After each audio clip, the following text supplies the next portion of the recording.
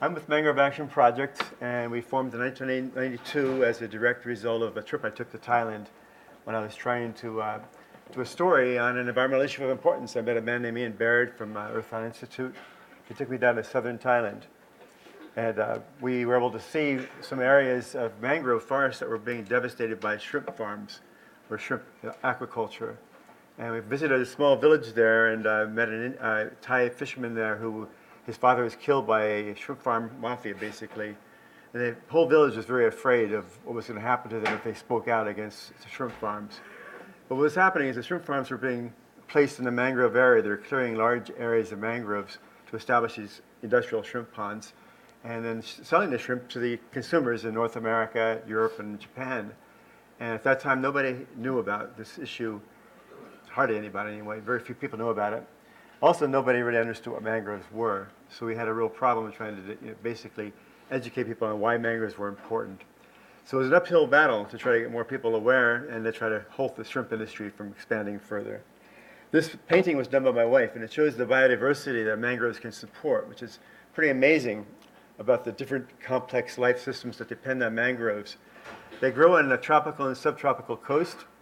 They basically perform many functions, including they help stop the sediments from falling onto the coral reef or the seagrass beds, protecting them also from pollution by filtering out heavy metals and pollutants. They also are very important for holding the soil in place against erosion. And with the sea level rise, they're very important at this point today, even more so. The problem is they're being lost at a very high rate, one of the highest rates of loss of forest. And they are a coastal rainforest. They're oftentimes just called mangrove, but they are a rainforest in all senses of the word, I believe. And they contain a lot of biodiversity. They protect a lot of biodiversity of the planet. They're the nurseries for fish, so if you want wild fish or marine life, you need the mangroves. They protect, like I mentioned, the coral reef and the seagrasses too, so they interact with the other ecosystems. Let's see. Oh, there. Thanks. So you come to a mangrove area and you'll see these intertidal zones and the channels that go through the mangroves interweave there, and they produce a lot of silt coming down from the upper lands, well, rest of the mangrove building up the deltas there and so on. But a lot of life lives in these mangroves. At high tide, the plants of the mangrove, the trees, stand in the water. At low tide, they're on mud substrate, basically. So they're not in the water all the time, but they can handle salt water, brackish water. No other plants can. This is one of the attributes of a mangrove. They're a halophyte, and they can handle saltwater conditions up to a point. But one of the problems today is if the water gets too salty, for instance, the droughts happen or dams are built, oftentimes the water where the mangroves are will become over-salinated and the mangroves will start dying. This is the problem we face today now. The roots of the mangroves are very important. In fact, one of the fishermen I met, I mentioned to you, had this quote that really actually helped stimulate me to become involved with Mangrove Action Project, and I abandoned my role as a journalist to become an activist again. He said that if there are no mangroves, the sea will have no meaning. It's like having a tree without roots, for the mangroves are the roots of the sea. When he said that, he was speaking in Thai. My friend was translating for me, and I said, "What did you just say?" Because I was taking notes to try to keep up with what he was talking about, the village and so on. But when he said that, something changed in his voice, and I realized this is very important what he just said. When I wrote that down, I realized this man's a poet, and he's also very inspired by the mangroves, and I became inspired myself. And from that day on, in 1992, we started working on Mangrove Action Project as a network to try to draw people together from different nations who are facing the same problems of mangrove loss and get them working together and sharing information. That was very important. The roots of the mangroves are very important too. You can see these multiple roots. It's kind of a hard terrain to walk through, especially because of the intertwining roots, but it's a beautiful area, and you'll see a lot of wildlife there, from migratory birds to fish and all kinds of reptiles and so on live in the mangrove areas. At high tide, they live in the water, like I mentioned, but mangroves do need fresh water too, and that's one of the problems people don't understand oftentimes about mangroves. They require fresh water, and in fact, without that, they'll die. So the saltwater, brackish water that forms between the freshwater and brackish seawater is very important to understand the role. One of the problems when they have mangroves, for instance, building a roadway or a development behind the mangroves will oftentimes block the freshwater flows into those systems, which then deteriorates the mangrove or actually kills it in some places. Mangroves can also drown in flooding if the mangrove area for hydrology is blocked off. too much water stands too long, they'll drown. We have a die-off in Florida right now, around Marcos Island in Florida, and it's causing a die-off because they built a roadway without proper culverts. So these areas that have mangroves are very important. This is the Sundarbans. It's the largest contiguous mangrove in the world. It's a World Heritage Site. It's now threatened, though, by sea level rise and also by coal development. Coal power plant is going to be built near Rampal. And people there are opposing that right now. We're trying to work with them, support their work through our network. Mangroves are a beautiful forest. I mean, you go there at high tide and go through these forests into the channels, and you'll see amazing sights there. In Burma, the mangroves are now endangered because of the actual democratization of Burma. The Myanmar people are seeing more developments coming into Burma now, trying to develop shrimp farms and other kinds of developments to help tourism and so on. Again, it's a sad reality that when these areas become more liberal or democratized, businesses move in and take the resources and develop them to the point of destruction. You can see from these root sewer systems, the Avicennia, they have the nematophores, they're called. They're breathing roots. That's another attribute of the mangrove that's very important. They breathe through the root systems. They have what's called lenticels. These lenticels open up at low tide where they can breathe the air, and at high tide they close up and hold their breath in a sense. The problem is when there's too much water, with the high sea level rises, these mangroves will die. They'll drown. They do migrate upland during this kind of time of life when the sea level is rising. They'll colonize upland. But if there's no place to colonize, if there's no buffer zone behind the mangroves, they have nowhere to go, they'll drown. And also the rate of sea level rise is very important to take into account. Now, if it's too fast a rate, too rapidly rising, the mangroves will also be unable to colonize upland and they'll drown. So we have a lot of challenges ahead. Now, these roots, like I mentioned, are very important against erosion, but they're also very important against tsunami and hurricane, winds, and waves. And they found where tsunami effects happened in 2004, where the mangroves were more intact, there was less destruction of people behind the mangroves, the communities survived better.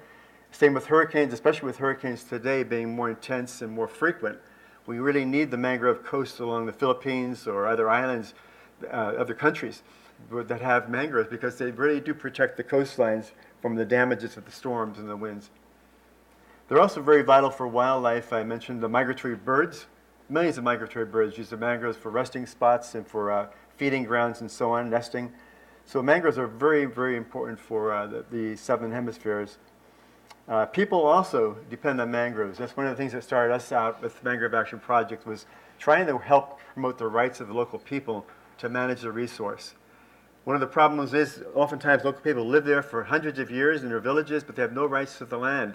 And so a developer comes through there and basically points out, I want that land for a shrimp farm or for a hotel, and the local people have to move.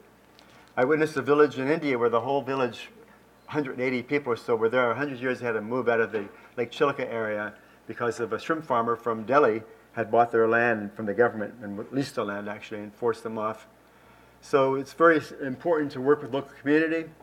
They should be the managers of that resource. If they're on the spot, they have more chance to monitor and to be involved in managing the resource, but they need to be trained somehow to understand better the resource themselves. But they do have a lot to gain from that management, and a lot of them do want to manage the resource sustainably, because it benefits them. They fish from the mangrove, they can fish near shore. The cockles or shellfish they get here, they get crabs and shrimp.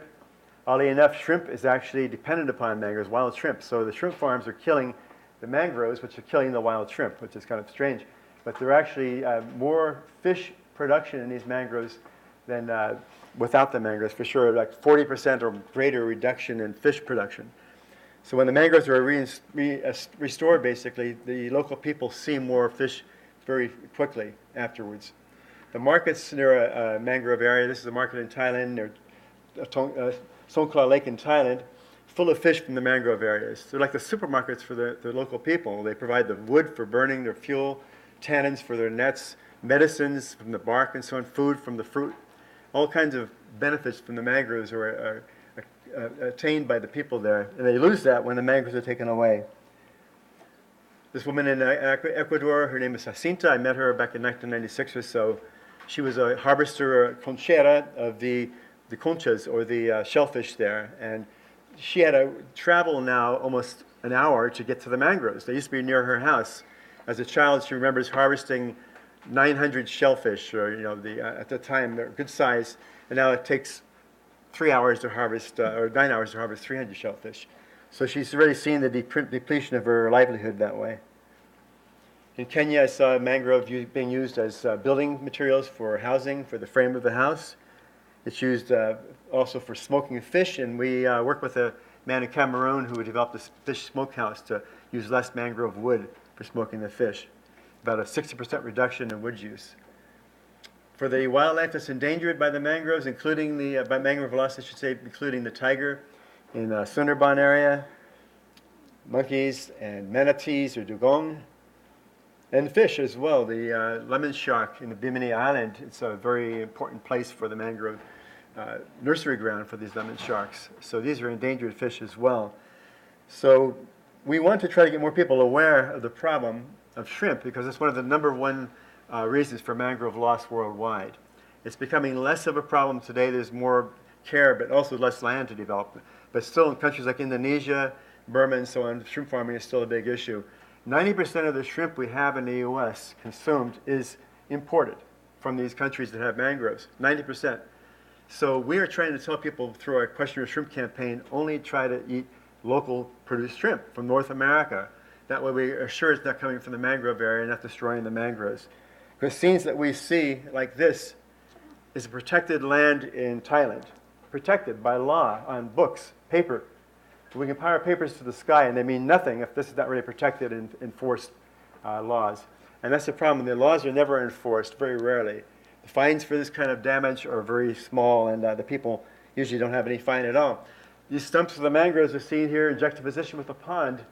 This pond is probably dead now. They last for 3 to 5 years before they become abandoned because of disease and pollution problems. And this is the problem. About 400,000 hectares of abandoned ponds exist today.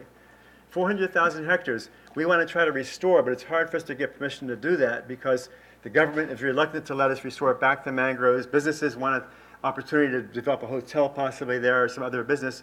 Mangroves are not money makers is the problem.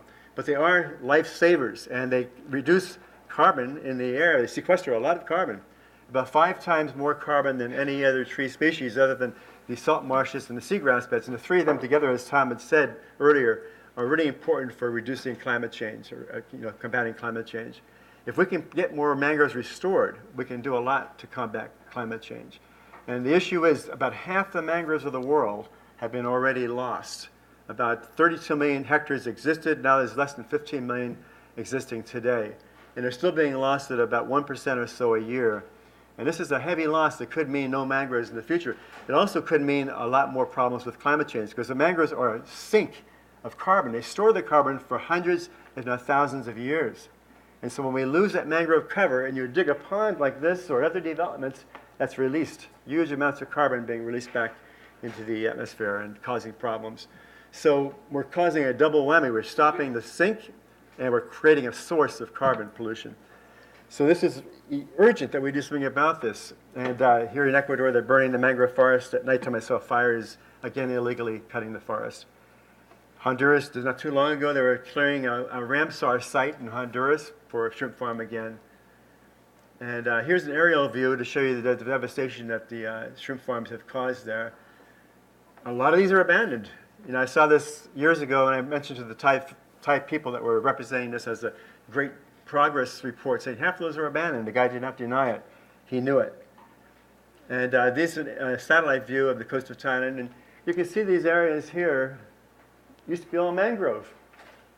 And think about what happens when a hurricane or a tsunami wave comes through there. What does that do to the people living behind those areas? What does it do to the shoreline that's being eroded away every day? Villages have to move back further and further each year sometimes, moving their houses back because of the erosion. It's constant now. So we've opened up a can of worms when we lose the mangroves, a big one. Bimini Island, the Caribbean is loss of mangroves for tourism. Tourism is just an industry which is out of hand. Here in Bimini Island, which was Hemingway's island in the stream, I call it the island in the extreme. Because this is what's happening to the island in the stream that Hemingway loved. Being raped basically by a big hotel development. And we could not stop it, unfortunately. It's still going on now. They have a big fast-moving ferry that comes in and brings people from Miami to have this beautiful experience on the beaches there. So we are involved in trying to stop this kind of loss. Palm oil is another industry that's coming now into the mangrove areas and taking over some of the land. So there's a lot of pressures on the mangroves, from golf courses to palm oil plantations and so on. During the tsunami of 2004, we saw massive destruction, and we know that could have been less if there were healthy mangroves. And this picture here kind of verifies that, because behind this is healthy mangrove. Here you see the fingers of the tsunami, in a sense, reaching through, but being stopped by the mangrove forest buffer. So it's really important to understand the role that mangroves play for coastal protection. And we've tried to form a bridge now with people living in that area and the future for mangroves, to help them understand better their importance and help protect them locally. We work at educating children. We have a curriculum that's on a table back there. It's a 300-page curriculum that Martin Keeley put together. He lives in Cayman Island, and he's a teacher himself. And he tries to teach the teachers how to use it correctly, and we have workshops. And right now the curriculum's in about 13 countries now, including Brazil and China, Bangladesh, Honduras, Guatemala, and Cayman Islands, and so on. And we try to also work on alternative development, because we know local people who are dependent upon mangrove resources can better utilize those resources if they're healthy. And they will not cut them down if they have alternatives. So we use bamboo, furniture making in one place. We have small-scale aquaculture other places to try to give it an alternative. Even beehive production for honey is being used, apiculture in Thailand right now and other places. The mangroves have a lot of flowers, and they produce honey. A lot of bees produce honey from the mangroves. Also important to get people aware of mangroves. Like these kinds of walkways are really important, and we've seen these developed in many countries, because people don't always have an opportunity to see what a mangrove is, to go in there at low tide or even high tide and walk through that and see the productivity of the mangrove area. It's very unique. So we try to encourage people to become more aware. We work with local communities on restoring mangroves. This is a picture. I'll show a video now, but basically these people in Thailand are working with Jim Enright, who's our representative in MAP Asia office, and they're volunteers from the local village and restoring their mangrove in a way that we call community-based ecological mangrove restoration, which works with the actual ecosystem approach. Mainly through lack of understanding and unsustainable human development. Massive efforts are now being made around tropical coasts to repair the damage. But mangrove restoration strategies need urgent rethinking, as many programs end in failure. It's not about planting a single species of Rhizophora, or about planting in mudflats or seagrass meadows. And mass planting days to set world records certainly won't help if the natural systems on site are not understood. Our model of community-based ecological mangrove restoration takes a more holistic approach, considering every unique location and its place in the larger ecosystem. Local communities engage in every step of the process, empowering them to be stewards of their environment. Workshops and field training days are set up to analyze the ecology and patterns of reproduction and distribution. The information gathered helps to select appropriate sites for reestablishing the original hydrology, which will facilitate the natural seeding and regeneration. This greatly increases the overall success rate and ensures restoration of an ecologically biodiverse and healthy mangrove ecosystems in a long-term and economical manner. This approach has led to numerous successful projects in the U.S., Thailand, Indonesia, India, and El Salvador, enabling the communities to regain their livelihoods with better understanding for a more sustainable future. Get involved and support us to help conserve and restore mangroves and its species which are dependent on a healthy mangrove ecosystem. Visit www.mangroveactionproject.org to learn about the importance of mangroves and to download our 6-step guide to successful ecological mangrove restoration. So that shows you a bit about what we call community-based ecological mangrove restoration. And the reason we call it that is because it basically works with the mangrove type of ecology to try to restore them. They grow in zonations. They grow in different levels of sea. When the sea inundates the land at high tide, certain mangroves will grow lower down in the sea level, other ones grow higher up. So we can't just plant them by hand. What's happening today, unfortunately, most of the programs today, I would say 90% are hand planting, which we call gardening the mangroves. And they're not working. And usually they're planting one species only, the Rhizophora or the red mangrove. This is a problem because we're seeing plantations not really healthy in mangroves. 75% of those plantings are failures as well, not being reported as failures. They say they're successes, walk away, and a year later they don't go back there to check again. There's no real checkup to see if it's working or not. Unfortunately, millions of dollars are being put into this kind of program. They're more photogenic. You see the villagers out there planting mangroves by hand, and you see them happily growing for a short while after, but then they die. They actually have contests with Guinness World Records being set for the number of mangrove tropicals or seedlings you can plant in one day. And records are set in Bangladesh or India, then Pakistan, and back to Senegal and so on. And they have millions of mangroves planted in one day, 3 million in one place. But these were not followed up later on to see if they succeeded. And most of those are planted in mud flats, which means we're converting an important ecosystem, which is a mud flat, into an attempted mangrove plantation, and it's not working.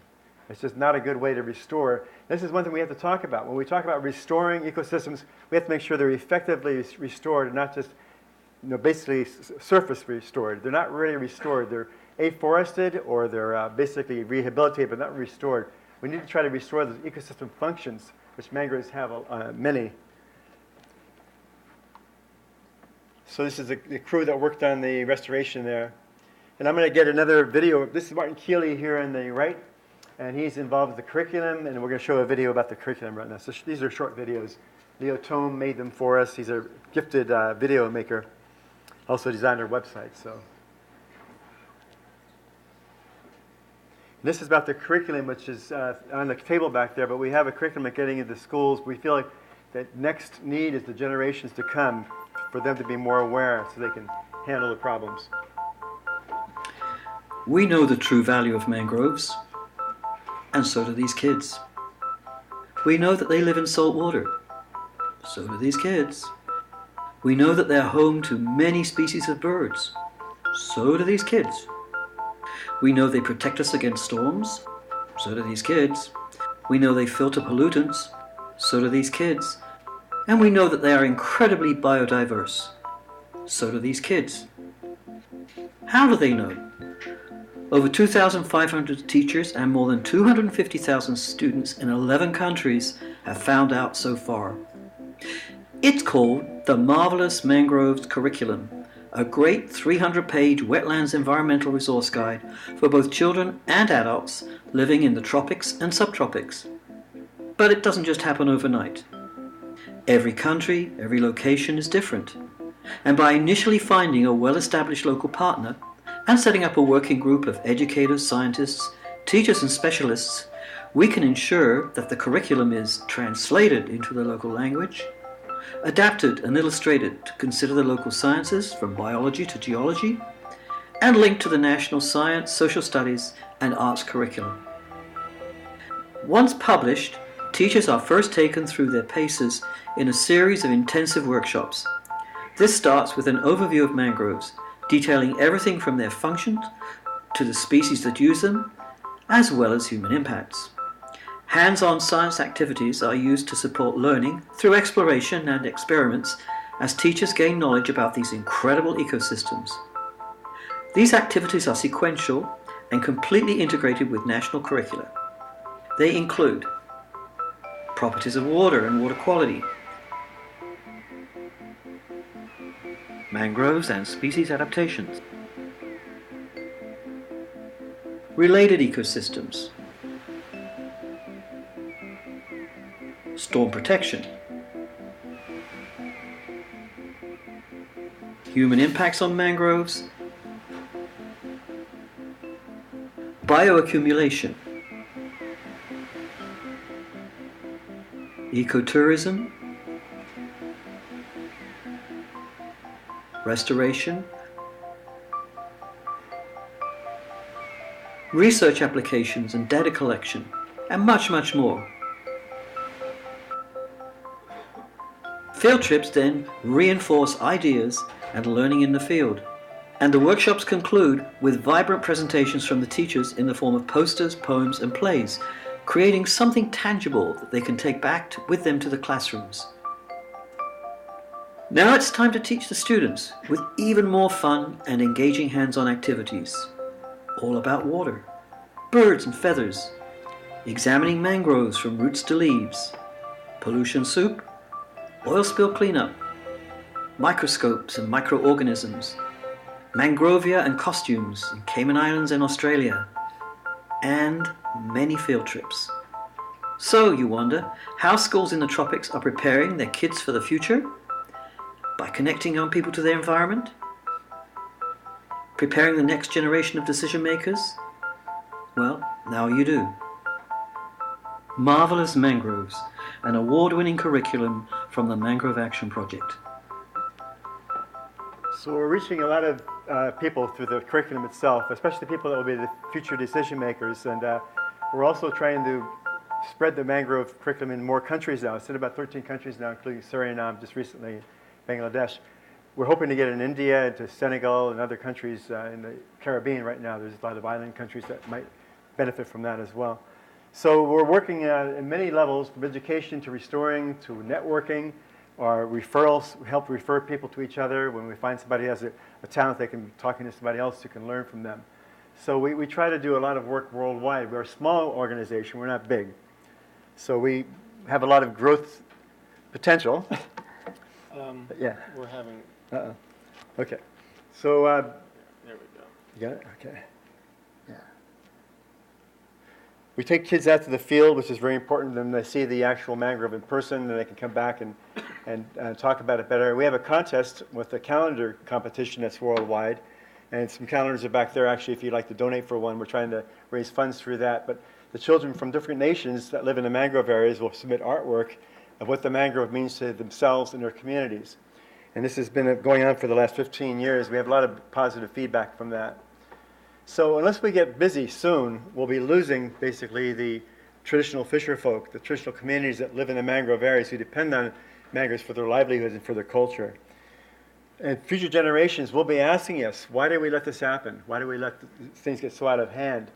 We owe it to them to try to leave them something better than we're leaving them now. So we need to get busy and work together. And I'm very impressed with the speakers here, all the different solutions I've seen. That's been really inspiring. I think one other solution we really need to incorporate is restoring the mangroves for sure. So hope we can do that. So mangroves meander in very remote places. They're hard to get to, but they're beautiful areas. And I can assure you they serve a very important function. And this is our website.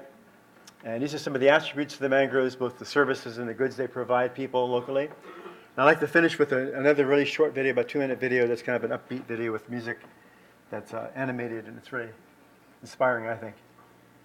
It incorporates all the different attributes of the mangroves I've mentioned pretty much.